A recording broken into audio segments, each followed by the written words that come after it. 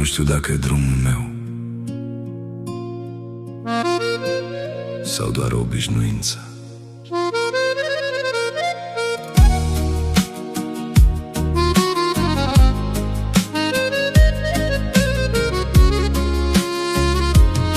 Și merg fără să întreb de ce,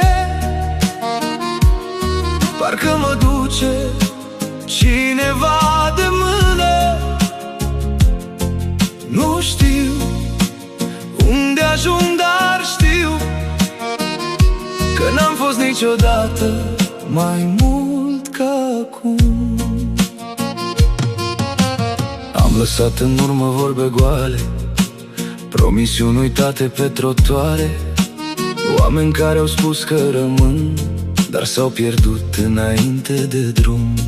Nu mai caut răspunsuri în vânt, nu mai cred în poate și când, doar respir și merg mai departe, fără planuri, dar cu toate. Și merg fără să întreb de ce, parcă mă duce cineva de mână.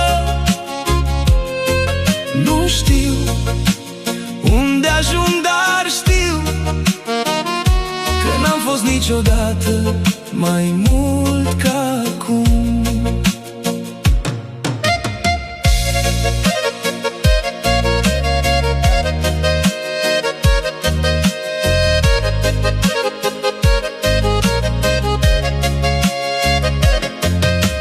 Poate drumul nu e despre loc, poate e doar despre cine ești tu. Și tot ce ai pierdut pe parcurs te-a făcut mai viu mai mult. Nu mai întorc capul înapoi, nu mai calc pe aceleași noroi. Dacă doare e semn că trăiesc, dacă plec e semn că cresc. Și dacă totul dispare într-o zi, rămân pașii și liniștea din ei. Și merg fără să întreb de ce,